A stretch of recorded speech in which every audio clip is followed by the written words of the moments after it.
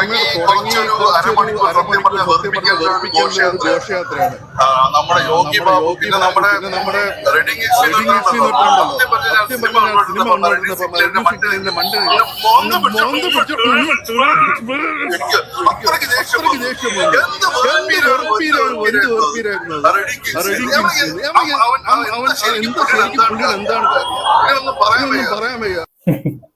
സുഹൃത്തുക്കളെ, എനിക്കും തോന്നിപ്പോയ കാര്യമാണ് ഈ ചങ്ങാതി പറയുന്നതുള്ളതുകൊണ്ട് എനിക്ക് ചിരി വന്നു കേട്ടോ. ഞാൻ സിനിമ കണ്ടപ്പോൾ ഇതിനു മുമ്പ് ഞാൻ ആ വൃത്തി കിട്ടവനെ വേറെ ഇവിടെ കണ്ടിട്ടുണ്ട്. എനിക്ക് സോറി കേട്ടോ, ഞാൻ അങ്ങനെ പറയാൻ പാടില്ലാത്തതാണ്, ശരിയല്ല. പക്ഷെ ഞാൻ എപ്പോഴും ചോദിക്കുന്നത്, ഈ നിങ്ങൾക്ക് കാണുന്ന ഈ നടനെ അദ്ദേഹം എന്താണെന്ന് എനിക്കിപ്പോഴും മനസ്സിലാവുന്നില്ല. സത്യം പറയാലോ, നമ്പർ 1 വെറുപ്പിക്കലാണ്. ഒരു രക്ഷയില്ലാത്ത അവരാതാണ് അദ്ദേഹം വന്ന് അയാളുടെ സ്ക്രീൻ പ്രസൻസിൽ വന്നിട്ട് അയാളെ ഡയലോഗ് ഡെലിവറി ചെയ്യാൻ തുടങ്ങി ആ നിമിഷം മുതൽ നമ്മൾ പുറത്ത് പണ്ടാറടങ്ങി പോകുന്നതാണ്. ഒരു രക്ഷയില്ലാത്ത രീതിയിൽ എടുത്തു പോകും. ഇയാള് മുൻപ് വേറെ ഏതൊരു പടത്തില് എന്ന് പറയുന്ന ആ പടത്തിൽ തന്നെയാണോ ഈ ചെങ്ങാതി ഉണ്ട്.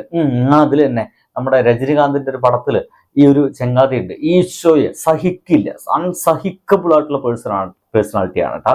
എന്നിട്ടും എന്തുകൊണ്ടാണ് ഈ ഒരു അപരാധത്തിനൊക്കെ അവരിങ്ങനെ സിനിമയിൽ കൊണ്ടുവരുന്നത്? കോമഡി ഉണ്ടാക്കാൻ വേണ്ടിയിട്ടാണോ? ഇയാൾ അതിൽ കുറച്ച് കോമഡി ഒക്കെ പറയുന്നുണ്ടോ? ഒരെണ്ണം ഏസിയിട്ടില്ല, ഒരെണ്ണം ഏച്ചുമില്ല. കാരണം ഇദ്ദേഹത്തിനെ കാണുമ്പോൾ തന്നെ അദ്ദേഹത്തിന് ആ ശബ്ദം, ഡയലോഗ് ഡെലിവറി, അഭിനയ രീതി ഇത് കാണുമ്പോൾ തന്നെ നമുക്കൊക്കെ ഇയാൾ പറഞ്ഞ കിട്ടിക്കഴിഞ്ഞ് കുഞ്ചു നിർത്തി 2 റൺ പൊട്ടിച്ചു കൊടുക്കാനൊക്കെ തോന്നും. നമ്മുടെ കയ്യിലുള്ള ആ ടിക്കറ്റൊക്കെ നമ്മളിങ്ങനെ ചുരുട്ടിക്കൂട്ടും ദേഷ്യം പിടിച്ചിട്ട്. കാരണം ഈ ചങ്ങാതി കാട്ടിക്കൂട്ടുന്ന ഒരു തരത്തിലുള്ള കാട്ടിക്കൂട്ടലുകളും കാണുന്ന ആളുകൾക്ക്, സത്യം പറയാലോ എന്നെപ്പോലുള്ള ആളുകൾക്ക് അത് കോമഡി ആയിട്ട് തോന്നുന്നില്ല. എന്തായാലും ഈ ചേട്ടന്റെ വർത്തമാനം കേട്ട് കഴിഞ്ഞപ്പോൾ അത് 100% ശരിയാണ്. അപരാധം എന്ന് വെച്ചാൽ അപരാധം തുടക്കം മുതലേ വെറുപ്പിക്കലാണ്. സൂര്യയുടെ വക വെറുപ്പിക്കലുണ്ട്, ഒപ്പം നായികയുടെ വക അതിന്റെ ഇരട്ടി വെറുപ്പിക്കലുണ്ട്. പിന്നെ വേറെ യോഗി ബാബു, അയ്യോ രസമുള്ളൊരു നടനായിരുന്നു.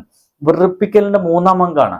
അത് കഴിഞ്ഞ് പിന്നെ വില്ലൻ വരുന്നുണ്ട്, അജാത് വെറുപ്പിക്കൽ. പിന്നെ വേറെ പയ്യുണ്ട്, അത് ഞങ്ങള ആകെ മൊത്തം വെറുപ്പിക്കില്ല. എന്തായാലും എനിക്ക് വീഡിയോ കണ്ടപ്പോഴേ എന്റെ അതേ ഫീലിങ്ങിൽ ഒരാൾ ഇത് പറയുന്നുണ്ടല്ലോ. ഞാനങ്ങ് ഈ ടാക്കീസിന് ഇറങ്ങി വാങ്ങിച്ചാൽ എന്നോട് ആരെങ്കിലും ചോദിച്ചിട്ട് ഞാൻ ആദ്യം പറയുന്ന ഡയലോഗ് ഈ ഒരു നടനെ കുറിച്ചിട്ടാണ്. സത്യം പറയാലോ വെറുപ്പിക്കലാണ്. എനിക്ക് ഇദ്ദേഹത്തെ കുറിച്ച് കൂടുതലൊന്നും അറിയില്ല. എന്തൊരു പ്രത്യേകതരം പേരാണ്, ലാസ്റ്റ് ശാസ്ത്ര പേരാണ്.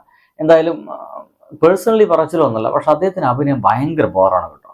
അത് ഭീകര ബോറാണ്. അത് അദ്ദേഹം എന്ന് തിരിച്ചറിയുന്ന അന്നൊക്കെ സിനിമയിൽ ഇങ്ങനെ നിലനിൽക്കാൻ സാധിക്കും, അല്ലാതെ നടക്കൂല.